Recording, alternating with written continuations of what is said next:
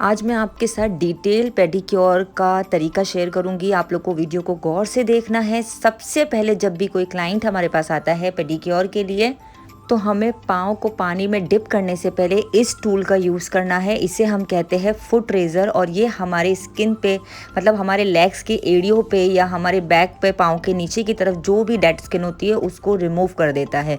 लेकिन याद रहे कि अगर आपने पानी में पाँव को डिप कर दिया तो फिर आपका ये टूल प्रॉपरली वर्क नहीं करेगा। इसको आपको 100% ड्राई स्किन पे ही चलाना है। तो जब भी क्लाइंट आता है पहले आप इसको यूज़ करोगे।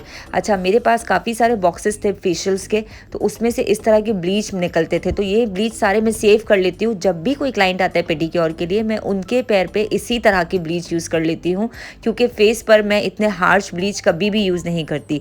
जितना जितना प्रोडक्ट था ना, उतना सारा मैंने उनको इस बोल में निकाल के अच्छी तरह से इसको मिक्स कर लिया, ताकि इसमें लम्स ना बने, क्योंकि अगर आप अच्छे से मिक्स नहीं करोगे ना तो गुठलियाँ बन जाएगी। अब पैरों पे लगा कर इसको तकरीबन मैंने 15 मिनट के लिए छोड़ दिया था। आप देखो कितने गंदे पैर हो रहे हैं। इसके बाद एक अच्छा सा वाइटनिंग इफेक्ट आ जाएगा। जब भी आपके पास कोई क्लाइंट आता है वाइटनिंग पेडिक्योर के लिए, तो आप सबसे पहले हम उनके लेग के ऊपर ब्लीच लगा देंगे, या फिर आप स्किन पॉलिश भी अप्लाई कर सकते हो। अब वो डिपेंड करता है कि क्लाइंट किस तरह का पैकेज ले रहा है, किस तरह की डील ले रहा है। नॉर्मल वाइटनिंग पेडिक्योर है या एडवांस वाइटनिंग पेडिक्योर है, तो वो सारा डिपेंड करता है क्लाइंट की डील लेने पर। ठीक है। अच्छा, तकरीबन 15 से 20 मिनट बाद मैंने इनको क्लीन कर लिया था वेट स्पंज के ज़रिए। आप लोग भी इसी तरह से कर लोगे, सारा प्रोडक्ट रिमूव कर दोगे। इसके बाद आप वार्म वाटर लोगे, मतलब इतना गर्म पानी हमें लेना है जितना क्लाइंट बर्दाश्त कर सके। इसके अंदर हम शैम्पू डाल देंगे। अगर आपके पास लेमन है तो आप लेमन डाल दोगे, नमक आप डाल सकते हो। और मार्केट में है ना सोक सॉल्ट भी मिलता है, लाइक पेडिक्योर के लिए आपको सॉल्ट भी मिलता है। अगर वो आपके पास नहीं है तो आप नॉर्मल सॉल्ट भी डाल सकते हो। ठीक है। इसको आप जब तक क्लाइंट को बोलोगे इसके अंदर पाँव डिप करके रखे, जब तक पानी ठंडा नहीं हो जाता है। ऑलमोस्ट 7 से 8 मिनट लगते हैं पानी को रूम टेम्परेचर पर आने के लिए। जब पानी रूम टेम्परेचर पर आ जाए तो आप क्लाइंट की लेग को अपने लैप पर रख लोगे। अब डिपेंड करता है, कुछ लोग टूल वगैरह भी यूज़ करते हैं। अब ये टोटल आपका कन्वीनियंस है। मुझे इस तरह करना सही लगता है तो मैं ऐसे करती हूँ, अपने लैप के ऊपर लेग रख लेती हूँ। उसके बाद ये जो टूल मैं यूज़ कर रही हूँ इसको कहते हैं ब्रशिंग करना। ब्रश है, ये पेडिक्योर ब्रश है। आपके पास भी बहुत सॉफ्ट ब्रिसल वाला होना चाहिए। याद रहे कि जब भी आप टूल लो ना तो इसके ब्रिसल्स वगैरह, इसकी चीज़ें चेक कर लिया करो, क्योंकि बहुत हार्श क्वालिटी के ब्रिसल्स भी अवेलेबल है। अगर हम हार्श क्वालिटी वाला ब्रश यूज़ करेंगे ना तो क्लाइंट के लेग के ऊपर निशान हो जाएंगे, लाइनिंग्स हो जाएगी। इसलिए बहुत एहतियात से इस टूल को सेलेक्ट करो। इसके बाद अच्छी तरह से आप थोड़ा सा शैम्पू ले लोगे ब्रश के ऊपर, उसको वेट करोगे और अच्छे से आप क्लीन करना शुरू कर दोगे क्लाइंट के लेग्स को। ठीक है, फुट को या लेग्स को। ओके, अच्छी तरह से आप ब्रशिंग कर लोगे। ऑलमोस्ट 1 मिनट तक आपको ये प्रोसेस करना है एक पैर के ऊपर, और फिर आप पाँव को अगेन पानी में डिप करोगे और प्रॉपरली पूरे पाँव को क्लीन कर लोगे, ताकि जितना भी डस्ट है, डर्ट है, या जो भी प्रोडक्ट लगा हुआ है, इससे पहले हमने ब्लीच लगाया था, वो सब रिमूव हो जाए। अब हम किसी भी ब्रांड का स्क्रब ले लेते हैं। यूजुअली हमारे सैलून में क्या होता है कि कुछ कुछ कंपनियों के अलग अलग प्रोडक्ट्स बच जाते हैं। किसी का स्क्रब बच जाता है, किसी का मसाज बच जाता है, कभी क्लिनजिंग बच जाता है। तो मैं क्या करती हूँ, उन सारे प्रोडक्ट्स को अपने पेडिक्योर में यूज़ कर लेती हूँ। जैसे मेरे पास फेज़िट का स्क्रब पड़ा था एक्स्ट्रा, जो बचा हुआ था। मेरा मोस्ट फेवरेट ब्रांड है फेज़िट, बहुत बजट फ्रेंडली है। उसका मैंने स्क्रब लेके पहले पाँव के ऊपर अच्छी तरह से उसको स्प्रेड किया। इसके बाद प्रॉपरली मसाज करना शुरू किया। स्क्रब आपको तकरीबन क्लाइंट के लेग्स के ऊपर 3 से 4 मिनट तक करना है, क्योंकि ये फेज़ नहीं है, इसीलिए हम यहाँ पर कर सकते हैं। हमारे लेग्स की स्किन और हमारे फेस की स्किन में काफ़ी फ़र्क होता है, तो लेग्स पर हम अच्छे मसाज कर सकते हैं स्क्रबिंग के साथ। क्योंकि हमारे लेग्स बहुत ज़्यादा मतलब यूज़ होते हैं, थकते हैं, और बहुत ज़्यादा डेड स्किन भी होती है। तो अच्छा से स्क्रब अगर हम कर लेते हैं ना, तो जो लेग है ना हमारा बहुत सॉफ्ट और स्मूथ होता है, और काफ़ी हद तक थकन भी निकल जाती है। ठीक है, तो बहुत अच्छी तरह से आप तकरीबन 4 मिनट तक स्क्रबिंग करोगे लेग्स के ऊपर, और आप ज़्यादा भी करना चाहो तो कर सकते हो।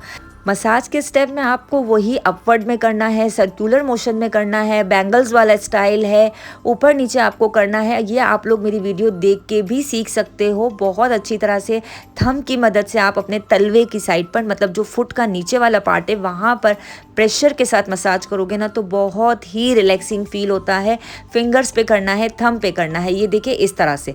ठीक है, इस मसाज से बहुत ज़्यादा रिलैक्सिंग होता है। मैंने वीडियो को फास्ट फॉरवर्ड किया हुआ है, अदरवाइज़ मैंने मैंने अच्छा खासा टाइम दिया हुआ था इस वाले स्टेप को। ठीक है, आप बहुत अच्छी तरह से प्रॉपरली एक रिलैक्सिंग मसाज करोगे। तकरीबन स्क्रब से हमको करना है 4 मिनट तक।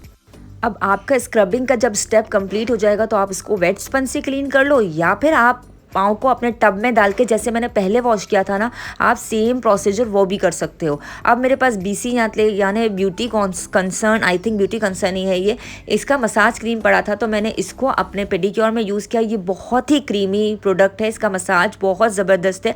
आपको शाइनिंग भी नज़र आ रही होगी और अंदाज़ा होगा ये कितना क्रीमी है। इससे मसाज करने में बहुत ही मज़ा आता है। अगेन आपको 3 से 4 मिनट तक जो आपने स्क्रबिंग में मसाज के स्टेप्स किए थे ना, वो आपको अगेन आपको करने हैं। तो ऑलमोस्ट टोटल जो मसाज का टाइम है पेडिक्योर में एक पैरों के लिए 8 मिनट है। ठीक है, अच्छा वीडियो को बहुत गौर से सुनना है क्योंकि एंड में सवाल जवाब ज़रूर होंगे। और आज की वीडियो थोड़ी लंबी इसलिए क्योंकि मैंने डिटेल में आप लोगों को पेडिक्योर करना बताया है कि सैलून्स में हम किस तरह से पेडिक्योर करते हैं। अच्छी तरह से मसाज करोगे तकरीबन 3 से 4 मिनट तक। और हमारे पास कभी कभी कुछ क्लाइंट्स ऐसे आते हैं जिनके पैर बहुत ज़्यादा ही ख़राब होते हैं, तो उनके ऊपर हमें थोड़ी ज़्यादा मेहनत करनी पड़ती है। तो आप मसाज का, स्क्रबिंग का टाइम भी थोड़ा ज़्यादा बढ़ा सकते हो, और या फिर आप उसको डिप ज़्यादा देर तक कर लो गर्म पानी में। ठीक है, मतलब अगर गर्म पानी ठंडा हो रहा है तो आप अगेन थोड़ा सा गर्म पानी डाल के उसको और ज़्यादा देर रहने दो। अच्छा, रही बात अब प्राइसिंग की कि हम कितना प्राइस चार्ज करते हैं, मैं नॉर्मल पेडिक्योर का अपने सैलून में 450 चार्ज करती हूँ, जिसमें मैं तकरीबन 2 से ढाई मिनट तक एक क्रीम का मसाज करती हूँ। लेकिन वाइटनिंग में मैं 4 से 5 मिनट तक करती हूँ और इसका चार्ज मैं 600 लेती हूँ। और ये वाला वाइटनिंग पेडिक्योर विद ब्लीच भी था, और नॉर्मल में मैं ब्लीच अप्लाई नहीं करती हूँ। ऑलमोस्ट एक पेडिक्योर को मैं तकरीबन 25 मिनट का टाइम देती हूँ और उस पेडिक्योर को वाइंड अप कर देती हूँ। अब बारी है मसाज के बाद, स्क्रबिंग के बाद मसाज की, और मसाज के बाद है टूल्स यूज़ करने की। तो सबसे पहले हम क्लाइंट से पूछेंगे, अगर उसके नेल्स बड़े हुए तो हम उनसे पूछेंगे कि क्या हम आपके नेल्स कटिंग कर दें।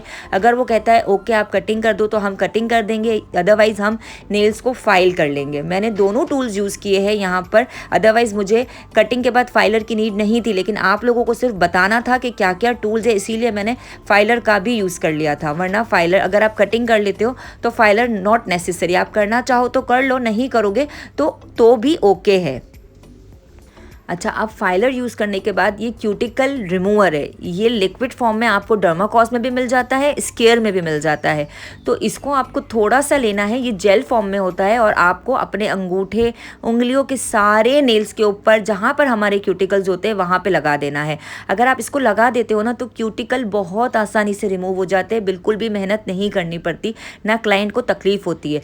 इसको लगा के आपको तकरीबन 1 से 1.5 मिनट तक छोड़ देना है। जब आपको फील हो कि ये स्किन में एब्जॉर्ब हो गया है तो आपको ये वाला टूल ले लेना है। इसको भी हम कहते हैं क्यूटिकल रिमूवर।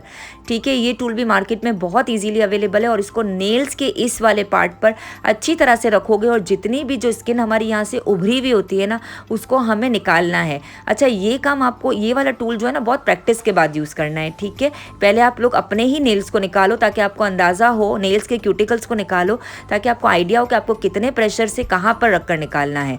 अच्छा, क्यूटिकल रिमूव करने के बाद मैंने यूज़ किया है ऑरेंज स्टिक। इससे हम जितना भी क्लाइंट के नेल्स पे अंदर की तरफ, बाहर की तरफ अगर हमारा प्रोडक्ट लगा हुआ है या कोई भी डर्ट है, डस्ट है, तो उसको हम रिमूव कर लेते हैं। सारे नेल्स पे आप यही वाले स्टेप को फॉलो करोगे। अब इसके बाद आती है बारी बफर करने की। अच्छा, इस वाले जो प्रोडक्ट में ना तकरीबन 6 स्टेप है, लेकिन मैं सारे स्टेप्स यूज़ नहीं करती हूँ क्योंकि मैं नेल फाइल कर चुकी हूँ, नेल्स को क्लीन कर चुकी हूँ। तो अब मैं क्या करती हूँ कि इसमें से सिर्फ जो है इनका एक बफर वाला पार्ट है उसको नेल्स के ऊपर अप्लाई करती हूँ, इस तरह से रगड़ती हूँ, जिससे क्या होता है कि जितनी भी नाखून के ऊपर डेड स्किन होती है ना, वो रिमूव हो जाती है। और फिर इसका नंबर जो लास्ट होता है ना, 5 और 6, स्मूथनिंग और शाइनिंग, बस मैं इसमें से ये 3 ही यूज़ करती हूँ। बाकी अगर आप लोग सारे भी नंबर वाइज यूज़ करना चाहो तो कर लो, बट मुझे लगता है उसकी कोई ज़रूरत नहीं होती है। ठीक है, तो मैं इसका सिर्फ बफर यूज़ करती हूँ और नंबर 5 स्मूथनिंग और नंबर 6 शाइनर यूज़ करती हूँ। अब जब आपका ये वाला टूल भी यूज़ हो जाए तो आप अच्छा सा नेल पेंट या फिर शाइनर क्लाइंट के नेल्स पे लगा सकते हो। अकॉर्डिंग टू क्लाइंट चॉइस आप उससे शेड पूछ लो वो किस तरह का शेड पसंद करता है, और आपका इस तरह से एक पैर का पेडिक्योर कंप्लीट हो जाता है। और सेम आपको दूसरे पाँव में भी इसी तरह से करना है। अब बारी आती है आज के सवाल की। आज का सवाल ये है, मुझे ये बताओ कि मैंने कितने टूल्स यूज़ किए हैं और उन टूल्स के नाम बताने हैं आपको कमेंट्स में। अल्लाह हाफिज़। वीडियो को लाइक ज़रूर कीजिएगा और कैसी लगती है वो भी ज़रूर बताइएगा।